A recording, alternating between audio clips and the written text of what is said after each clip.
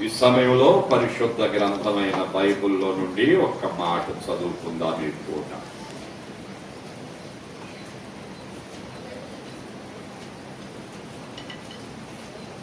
న్యాయాధిపతుల గ్రంథం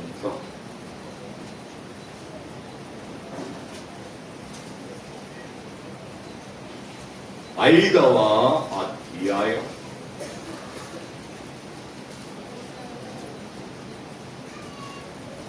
18వ వచనం మొదటి మాట.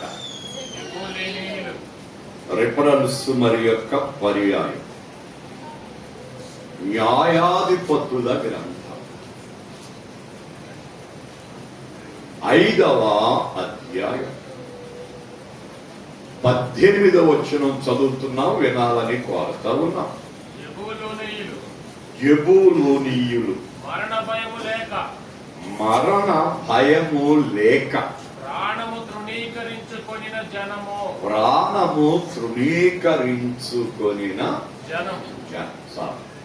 చదువుతారు ఇంకెవరైనా? జెబూలూనీయులు మరణ భయము లేక ప్రాణము తృణీకరించుకొనిన జనం. సరిపోతుంది. ఇది పూట మీకు ఒక్క అరగంట ప్రసంగం.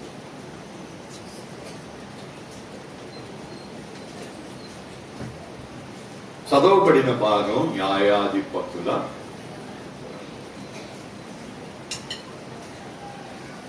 5వ అధ్యాయం 18వ వచనాన్ని చదువుతున్నాం. ఈ చదవబడిన భాగములో ఒక యోధుడు, అతని పేరు జెబూలూను. అతని సంతానం, వారి వంశం అంతటికి జెబూలూనీయులు అని పేరు. జెబూలూను ఎవరు? జెబూలూనీయులు ఇంటివారు. ఇక్కడ మనం చదువుకున్న వచ్చిన అంతరార్థం ఏంటో నేర్చుకొని వెళదాం. జెబూలూను గురించి మనకు తెలియాలంటే, జెబూలూను అను మాటకు నివాసము అని అర్థం. జెబూలూను అను మాటకు నివాసం అని అర్థం. ఇతడు ఎవరు అనేది ఆలోచన చేస్తే, దేవుడు యాకోబు అనే వాణిని ఇస్సాకు గర్భము నుండి తీశాడు.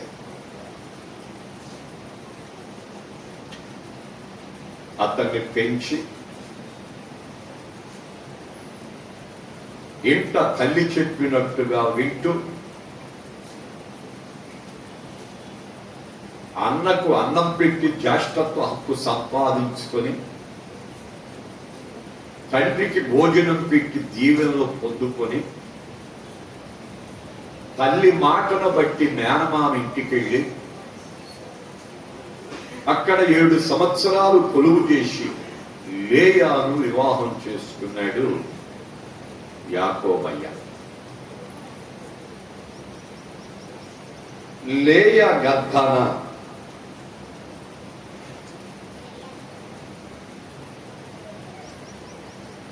ఆరుగురు కుమారులు, ఒక్క కుమార్తె కలిగినట్లుగా మనము నేర్చుకోవచ్చు. ముందు 4 కుమారుల్ని కన్న తర్వాత కాన్పు ఆగింది. పెద్ద కొడుకు రూబే పుత్రదాత పళ్ళు తెచ్చి ఇవ్వడం వల్ల వాటి ద్వారా మరలా భర్తను ఆకర్షించుకొని శక్తిని పొందుకొని 3 పిల్లల్ని కన్న. మొత్తం లేయా గర్భాన సంతతి 7. ఎంతమంది అంటే 6 కుమారులు, ఒక్క కుమారు. తర్వాత ఇంకొక 7 సంవత్సరాలు కొలువు చేసి రాహేలును కూడా చేసుకున్నారు. రాహేలుకు సత్తు లేకపోవడం వలన తన దాసీని ఇచ్చి 2 కొడుకుల్ని సంపాదించుకుంది. లేయా ఏమైనా తక్కువ తిందా? నా సంతానమే ప్రపంచం నిండాలి, దేవుని వాగ్దానం నెరవేరాలి, నేనే కనాలి పిల్లల్ని, నాకు కావాలి అని చెప్పి తన దాసికి ఇద్దరు కొడుకులు సంపాదించుకోండి. తిరిగి దేవుడు రాహేలును కనికరించగా ఇద్దరు కొడుకుల్ని కన్నాడు.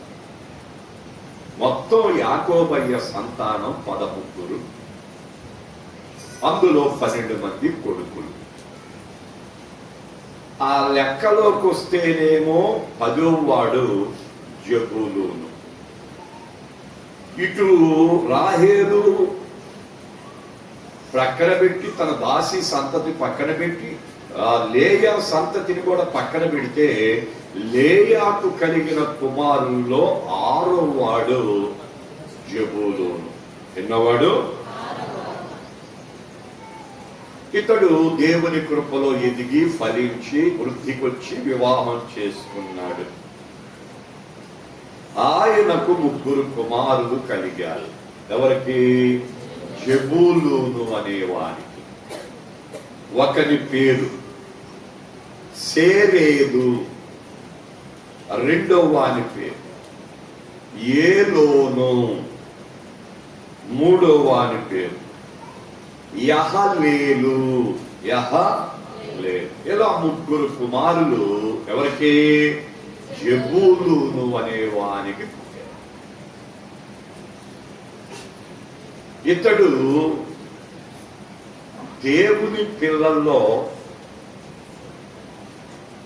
అందరితో కలిసి ప్రేమ బాంధవ్యాలతో ఉంటూ ఈ వంశాన్ని ఒక ప్రత్యేకమైన వంశముగా తీర్చిదిద్దుకోవటానికి తన తండ్రి అయిన యాకోబయ్య బోధను బట్టి, నేనొకప్పుడు యాకోబు, దేవుడు నన్ను ప్రేమించి ఇజ్రాయేలుగా మార్చాడు, ఇజ్రాయేలుగా ఉన్న నన్ను యెషూరూనుగా చేశాడు.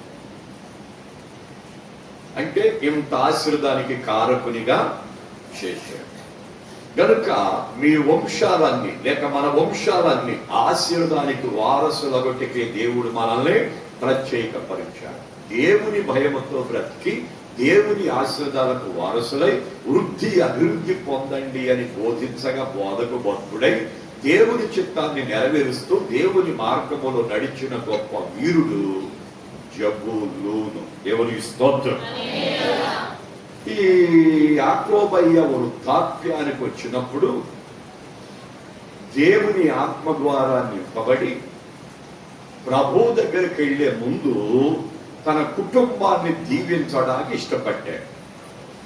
దేవుని ఆత్మ ప్రేరేపించగా కొడుకులను కుటుంబాలను కూర్చోబెట్టుకొని ఒక్కొక్కరిని ఆత్మ ద్వారా నింపబడి ప్రవచనము ద్వారా వారిని ఆశీర్వదించాడు. ఆ వంతులోనే మీకు అర్థమవడానికి ఆదికాండం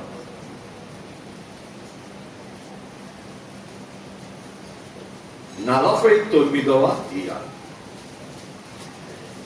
13వ వచనం చదువుకో. జబూలూను ఏమండి?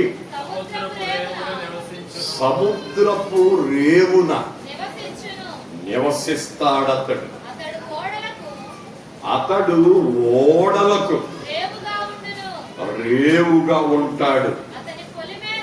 అతని పొలిమేర సీదోను వరకు వ్యాపించును. సరిపోతుంది. ఇక్కడ తండ్రి 12 మంది కుమారులను ఆత్మ ద్వారా నింపబడి క్రమ ప్రకారంగా పిల్లల్ని ఏం చేస్తున్నాడు?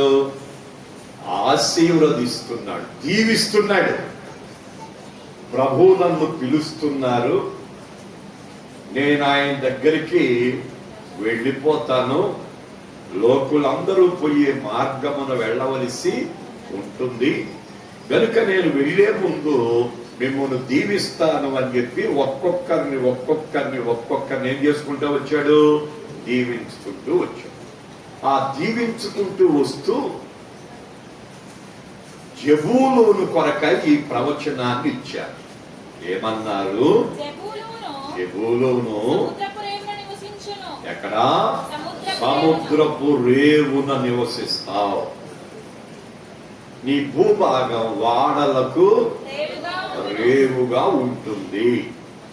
నీవు సీదోను వరకు వ్యాపిస్తావు. దేవునికి స్తోత్రం. అర్థమవుతుంది కదా? తండ్రి ఏం చేస్తున్నాడు? పిల్లల్ని దీవిస్తున్నాడు. మనం కూడా ఏం చేయాలి? దీవించాలి. ఎవరిని? పిల్లల్ని. ఎవరు దీవిస్తారు? తల్లిదండ్రులు. ఎవరిని దీవిస్తారు? తల్లిదండ్రులు చెప్పిన మాట వినేవారిని, దేవునికి భయపడి దేవుని మార్గములో నడిచేవారిని, దైవ లేఖనానికి బద్ధులై దేవుని మార్గములో నిలిచేవారిని, తల్లిని తండ్రిని గౌరవపరిచి తల్లిదండ్రులు చెప్పినట్టుగా వింటూ కుటుంబ వ్యవస్థ గౌరవాన్ని కాపాడుకుంటూ మహిమలో ముందుకెళ్లే వ్యక్తులను తల్లిదండ్రులు ఏం చేస్తారు? ఆది నుండి వస్తున్న విషయం అది. తల్లిదండ్రులు పిల్లలు ఏం చేస్తున్నారు? దీవిస్తున్నారు. అలాంటి దీవెన జెబూలూను కొరక ఇచ్చిన మాట రెఫరెన్స్ ఇచ్చి చదివించానన్నమాట. బాబు, సముద్రపు ఒడ్డున నీవు నివసిస్తావు బాబా. ఒక రేవు నీ కొరకు ఉంటది నాన్న. అది వాడలెక్కడ ఆగుతాయి బాబా. అంటే నువ్వు ఘనుడు అవుతావు, వ్యాపారంలో ప్రసిద్ధి చెందుతావు, సముద్ర వ్యాపారం నీ వైపుకి తిప్పబడుద్ది. నువ్వు ఘనుడు అవుతావు, గొప్పవాడు అవుతావు, వృద్ధి పొందుతావు, అభివృద్ధి పొందుతావు, ఐశ్వర్యం నిర్మిస్తావు, గౌరవంగా ఘనంగా ఉంటావు నాన్న. నీ భూభాగం ఎక్కడి దాకా? సీదోను వరకు ఉంటుంది నాన్న. కనుక నువ్వు జాగ్రత్త బాబా. ఇది దేవుడైన యెహోవా సెలవు బాబాని దీవించాడు. దేవుని స్తోత్రం, స్తోత్రం, స్తోత్రం. పిల్లలు యోగ్యులైతే ఆ దీవెనలు వారి తలల మీదకి వెళతాయి. దేవుని స్తోత్రం. అందుకనే ఎవరు యోగ్యులో చూడండి, ఆ ఇంటికి వెళ్ళండి, ఆ ఇంటికి శుభమని చెప్పండి. ఆ ఇంటి వారు యోగ్యులైతే ఆ శుభవచనాలు వారి ఇంటి మీద వారి తలల మీద నిల్చుంటాయి. అదే వారు అయోగ్యులనుకో, అవిశ్వాసులు అనుకో, లోకస్తులనుకో, శరీర సంబంధాలనుకో, దేవుని భయం లేదనుకో, ఏదో వచ్చారని కళ్ళు మూసుకొని ప్రార్థన కోరుకొని మళ్ళీ లోక సంబంధమైన వ్యక్తులనుకో, ఆ సమాధానం వారి ఇంటి మీద ఉండదు. అది కొట్టివేయబడుతుంది అనేది లేఖనాలు చెప్పే సత్యం. అందుకనే పిల్లలు తల్లిదండ్రులు దీవించుటకు తగినంత అర్హత కలిగి ఉండాలి. తల్లిదండ్రులకు లోబడి ఉండాలి. చెప్పిన మాట విలువారై ఉండాలి. ఆజ్ఞాపిస్తే దాన్ని నెరవేర్చేవారై ఉండాలి. ఏది గీత గీస్తే ఆ గీత మీద నిలిచి ఉండాలి. అట్టి వాడిని దేవుడు చూస్తాడు. ఈ తల్లిదండ్రులు వారిని చూసి హృదయపూర్వకంగా వారిని ఏం చేస్తారు? దీవిస్తారు, ఆశీర్దిస్తారు. ఆ ఆశీర్వాదాలు వారికి నిత్యము ఆశీర్వాద కారణంగానే ఉంటాయి.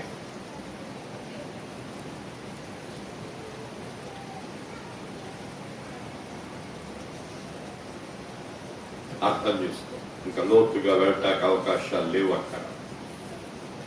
తర్వాత వీరు గోత్రముగా వృద్ధి పొందారు. ఈ గోత్రానికి ప్రధానులు ఉన్నారు. ఏ గోత్రానికి? జెబూలూను గోత్రానికి. అందులో ఒకడు ఎలియాబు అనేవాడు ఒక ప్రధాని. విస్తరిస్తుంది. రెండవ వాడు ఎలీషాఫాను అనేవాడు కూడా ప్రధానిగా వారికి ఉన్నారు. మూడవదిగా గదీయేలు అనే వాణ్ణి కూడా వారికి ప్రధానిగా ఇచ్చారు. మీకు అది అర్థం అవడానికి ఒక మాట చదివిస్తా. సంఖ్యాకాండం 13వ అధ్యాయం 10వ వచనం చదవండి. అక్కడ జెబూలూను గోత్రమునకు ఎవరో సోరీ కుమారుడైన గదీయేలు. ఎవరో ఈ గదీయేలు అంటే మోషే నాయకత్వంలో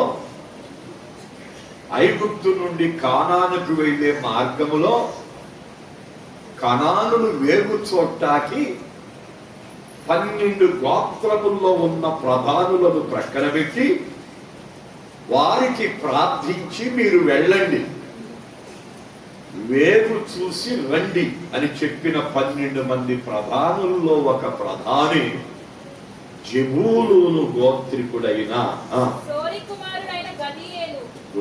ఎవరో సోరి సోరి కుమారుడైన గదీయేలు. గదీయేలు అన్న మాటకు దేవుని అదృష్టము నొందినవాడు అని అర్థం. దేవుని అదృష్టం నొందినవాడు అని అర్థం. ఒక నాయకత్వం పొందాలంటే అది దేవుని ద్వారా కలగాలి. అది దేవుడిచ్చిన అదృష్టం, అది దేవుడిచ్చిన ఆధిక్యత, అది దేవుడిచ్చిన అభిషేకం. నేను విజయవాడలో ఉడిపేట అనే ప్రాంతంలో పుట్టాను.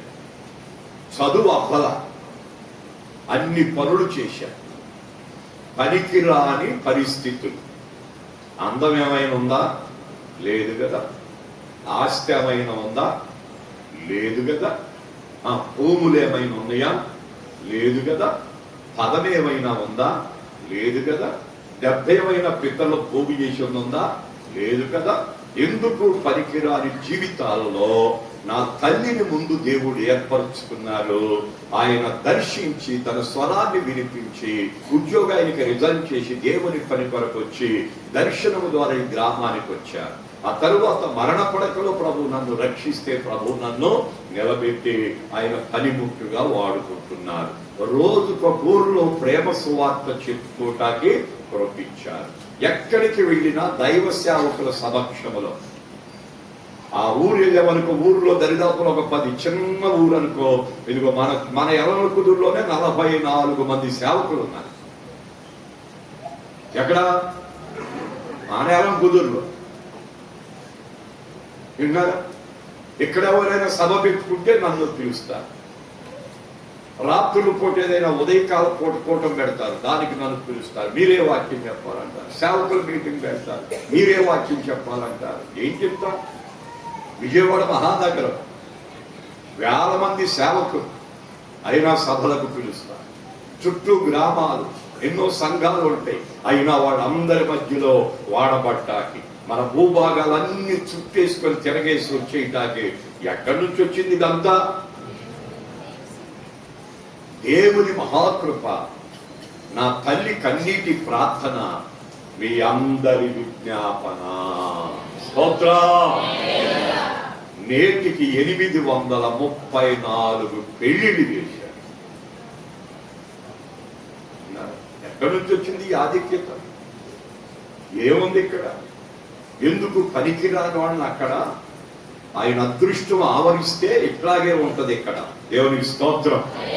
అంటే దేవుడు ఏం చేయాలి? ఒక వ్యక్తిని కోరుకోవాలి. ఆ వ్యక్తి దేవునికి లోబడిన వాడికి ఉండాలి, సంపూర్ణ స్థితిలో ఎదిగే వాడికి ఉండాలి. ప్రాణాత్మ దేహాలు దేవునికి అంకితం చేసిన వాడైతే దేవుని అదృష్టం ఉంటది. అదృష్టవంతులు ఏం చేస్తాడు? దేవుడు తగిన సమయమందు హెచ్చిస్తాడు. దేవునికి స్తోత్రం. ఎవరైతే దేవుని భయం కలిగి లేఖనానికి బద్ధులై దేవుని చిత్తాన్ని నెరవేరుస్తారో అట్టి వారిని దేవుడు ఏం చేస్తాడు? ఆశీర్వదిస్తాడు. దేవునికి స్తోత్రం. అట్లా ఈ గోత్రములో ప్రధాని గదీయేలుని దేవుడు కోరుకున్నాడు, అదృష్టవంతుడిగా చేశాడు. వేగు చోటాకి మరణ తిరిగి రావడానికి, దేవుని మహాకృపను ప్రకటన చేయటానికి దేవుడు వాడుకున్నాడని దాని భావాలు. ఈ జెబూలూను దాని గురించి ఇంకొక మాట గుర్తు చేస్తా. ఈ పూట అరణ్యంలో వీరు లెక్కించారు. మొదటి లెక్క 57,400 మంది యుద్ధ వీరులుగా పరిగణించబడ్డారు ఈ గోత్రపు వారు. రెండోసారి లెక్కించారు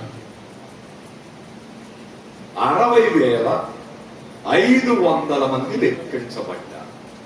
ముందేమో 57,400 మంది, తర్వాత ఏమో 60,500 మంది. అంటే సంఖ్య పెరిగిందా తగ్గిందా? అంటే వంశం ఏమవుతుంది? వర్ధిల్లబడుతుంది, వంశాభివృద్ధి కలుగుతుంది. అంటే అనేక గోత్రాలు దేవునికి వ్యతిరేకంగా ఉండి నీరు లేదని, ఆహారం లేదని సనుక్కొని దేవుని ఒకళ్ళ గురి అయి రాలిపోయి మొదటి లెక్క ఎక్కువ, రెండో లెక్క తగ్గిపోతున్న విషయాలు. కానీ జెబూలూను గోత్రం అలా కాదు. ఇది లెక్కించే కొద్ది ఏమవుతా ఉంది, పెరుగుతానే ఉంది. అంటే దేవునికి భయపడుతున్నారని, దేవుని మార్గంలో నిలుస్తున్నారని, దేవుడు చెప్పినట్టుగా చేస్తున్నారని, ప్రవక్త అయిన మోషే చెప్పినట్టుగా వింటున్నారని, ఆ నాయకత్వానికి లోబడి ఉంటున్నారని, దేవుని సన్నిధిలో ప్రార్థిస్తున్నారని, దైవ భయముతో బ్రతుకుతున్నారని, విశ్వాస వీరులుగా ఉన్నారని, నిరీక్షణతో ముందుకు వెళుతున్నారని దాని భావం. అందుకనే వాళ్ళు ఏమవుతారంటే అభివృద్ధి పొందుతారని దాని లెక్క. దేవుని స్తోత్రం. ఇకపోతే వీరి యొక్క విషయాల్లో ఏలోను అనే న్యాయాధిపతి ఒకడు ప్రజలకు న్యాయము తీర్చాడు అనేది కూడా మీకు తెలియాలి. ప్రధానులే కాదు, న్యాయాధిపతి అయిన ఏలోను అనేవాడొకడు ఈ గోత్రము నుంచి ఎన్నిక చేయబడి 12 గోత్రాలకు నాయకత్వం వహించి ముందుకెళ్ళాడని దాని భావం. ఇక్కడికి ఆపేస్తున్నా, అసల్లోకి వస్తాను. మోషే అవసాన కాలం అంటే ప్రభువు రమ్మని పిలిచిన దినాలు. ఓ పర్వతం మీదకి దేవుడు మోషేని తీసుకెళ్ళాడు. మోషే చూడవయ్యా, అదిగో అదే కనాను దేశం అన్నాడు. చూసి రమ్యముగా ఆనందంగా, ప్రభువా ఎంత గొప్ప పట్టణాన్ని ఇస్తున్నావయ్యా అని ఆనందపడ్డాడు. అప్పుడు దేవుడి దగ్గర అడిగాడు, నాన్నగారు నేను కూడా అందులోకి వెళ్ళేటట్టుగా ఆజ్ఞాపించు బాబా అన్నాను. మోషే, నేను ముందు చెప్పాను కదా, అదే నేను నెరవేరుస్తాను కనుక దాని ప్రకారంగా నువ్వు ఇక్కడికే మళ్ళీ రావాలి, ఇక్కడి నుంచే నేను తీసుకుంటాను, కిందకెళ్ళు 12 గోత్రాలని దీవించిరా అన్నాడు. దేవునికి స్తోత్రం. అప్పుడు మోషే దీవెన కూడా చదువుకుందాం. ద్వితీయోపదేశకాండం 33వ అధ్యాయం 18-19. జెబూలూనును గూర్చి ఇట్లా అన్నారు, జెబూలూను నీవు బయలు వెళ్ళు స్థలమందు సంతోషంగా ఉండు. ఇస్సాకారు నీ గుడారముల యందు నీవు సంతోషించు. అంటే వీళ్ళిద్దరిని కలిపి ప్రవచించాడు. వారు జనములను కొండకు పిలుస్తారు, అక్కడ నీతి బలులు అర్పిస్తారు.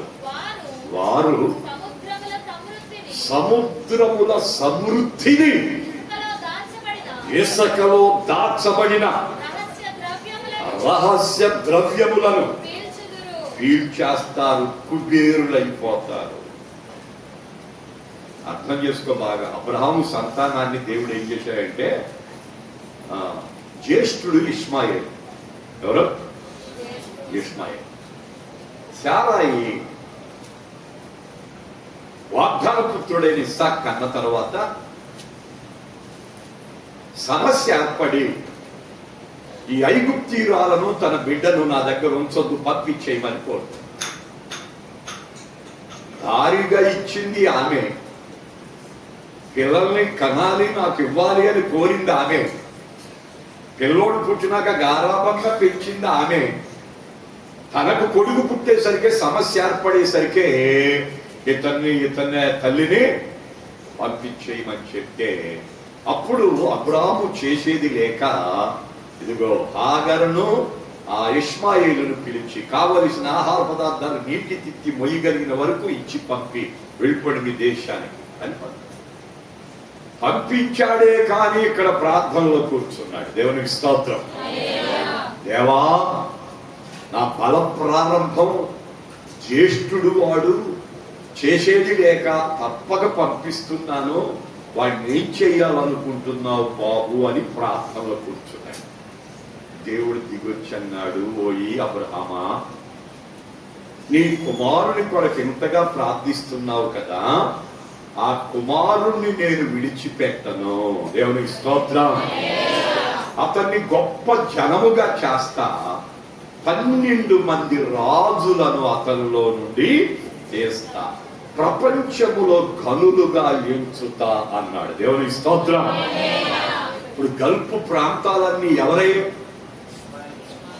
రాలయే కదా. ఇప్పుడు ఆశీర్వదించబడిన భూభాగాలన్నీ ఎవరే? అబ్రహాము సంతానాన్నే కదా. ప్రపంచములో ఏదైనా ఇప్పుడు ఈ కాలంలో ఏమైనా కింద నుంచి కిరసనాలు వెళుతుంది అనుకోండి, ఎవరు కనిపెడతారు దాన్ని? వాళ్ళే. అందుకని ఇసుకలో దాచబడిన రహస్య ద్రవ్యాలు అని ముక్కుతో వాసన చూసి పీల్చే శక్తి, అంతటి జ్ఞానం ఎవరికి ఇచ్చాడు అనుకుంటున్నా? మన పిల్లలకి ఇచ్చాడు. దేవునికి స్తోత్రం. ఏంతో లాగుతారు వాళ్ళు? ముక్కుతో. ఏమి లాగుతారు? ఇసుకలో దాచబడిన రహస్య ద్రవ్యాలు అంటే తెలుసా మీకు? గ్యాస్ ఉందనుకో వాళ్ళే లాగాలి. ఏంటది? ఆయిల్ ఉందనుకో, కిరసనాలు ఉందనుకో, పెట్రోల్ ఉందనుకో, విన్నావా? ఎక్కడి నుంచి వచ్చింది అక్కడ అంటే దేవుని మహాకృప దిగింది ఇక్కడ. అబ్రాహాము ప్రార్థన చేస్తే నీ సంతానం అంతా ప్రపంచంలో ఆశీర్వదకరంగా ఉంటారన్నాడు అక్కడ. అందుకనే అబ్రాహామును బట్టి దేవుని కృప ఎదుగుతున్నారు ఇక్కడ. అందుకని ఇప్పుడు వచ్చిన జోగి రమేష్ గారు ఎక్కడ ఉంటాడో తెలుసు? అక్కడ ఇబ్రహీం పట్టణం. ఏ పట్టణం అది? దీవించబడిన భూభాగం, వాగ్దాన భాగం. దేవునికి స్తోత్రం. ఆ పేరుని బట్టి దేవుడు ఏం చేస్తాడు? మాట్లాడు. అది అర్థమైతే బాగుండి. నీకు పోక జబూలూను గురించి మోషే దీవిస్తున్నాడు అక్కడ. ఏమని దీవిస్తున్నాడు? జబూలూను, నీవు బయలు వెళ్లే స్థలములో అంతే. నువ్వు ఎక్కడికి వెళ్తే నీకు అక్కడ ఆనందం బాబు. నీకు దుఃఖం కానీ, వేదన కానీ, కలవరం కానీ, కంగారు కానీ, భీతి కానీ, భయం కానీ, ఆందోళన కానీ, అధైర్యం కానీ, ప్రాణాపాయం కానీ నీకు కలగదు. ఎందుకని? నీవు నా యందున్నావు, నేను నీ యందుంటా. నువ్వు ఎక్కడికి వెళ్తే నేను అక్కడ నీతో వస్తా, నిన్ను కాపాడుకుంటా, నిన్ను దీవించుకుంటా, నీ పరిపాలనలో తోడుగా ఉంటా. నువ్వు ఏది కూడుకుంటే అందులో నీకు సహాయాన్ని నేను చేస్తా. నువ్వు నాలో ఉన్నావు కాబట్టి నేను నీలో ఉండి నీకు ఆనందాన్ని పుట్టిస్తానని చెప్పి వీరి విషయంలో ఏం చేస్తానన్నాడు ఆయన? వారు జనముల కొండను పిలుస్తారు. బాబు రండి, మాయ రండి రండి అని కొండకు పిలిచి అక్కడ స్తోత్రం చెప్తావా? స్తోత్రం చెప్తావా? దేవుడు అతనికి సంతోషం ఇవ్వడా కారణాలు చెప్తున్నాడు ఇక్కడ. మోషే ఆత్మ ద్వారా నింపబడి భవిష్యత్తు విషయాలు ప్రవచిస్తున్నాడు అక్కడ. నువ్వు దేవునిలో నిలకడగా నిలబడితే, దైవానికి భయపడితే, వాక్యానికి లోబడితే, ఆయన సన్నిధిలో ప్రార్థిస్తే, పరిశుద్ధంగా, నీతిగా, యథార్థంగా, లోపము లేకుండా భక్తుడిగా, భక్తురాలుగా నువ్వు బ్రతికితే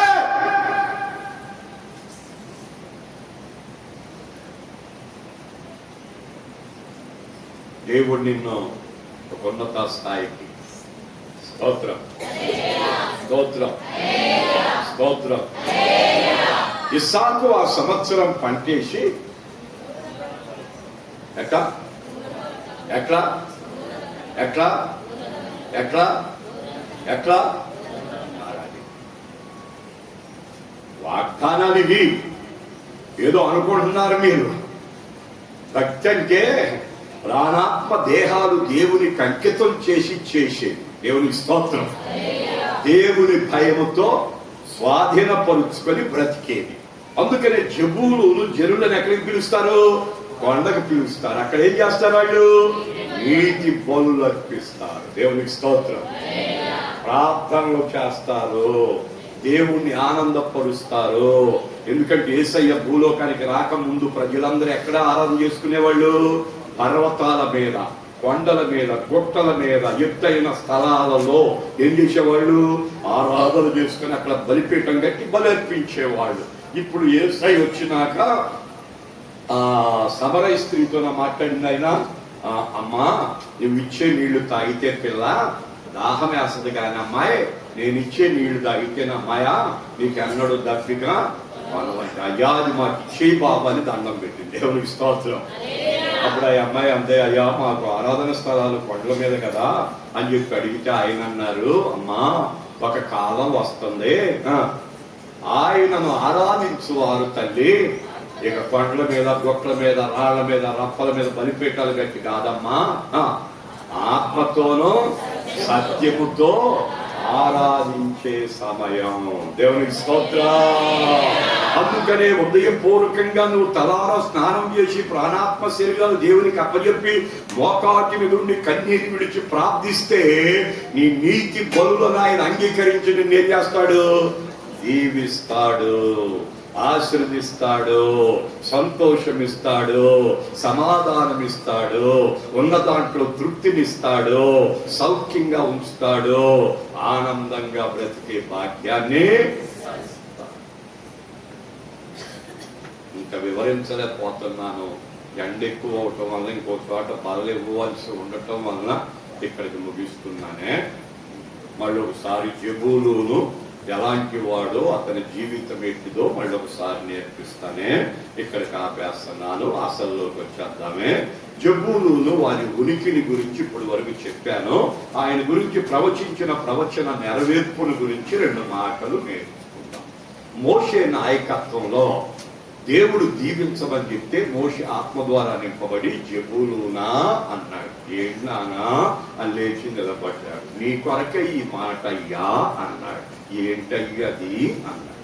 నువ్వు ఎక్కడికి వెళితే అక్కడ నానా సంతోషంగా ఉంటావు బాబు అన్నాడు. దేవునికి స్తోత్రం. అవునా, నా దేవుడు నాతో ఉంటే నాకు సంతోషం. దేవునికి స్తోత్రం.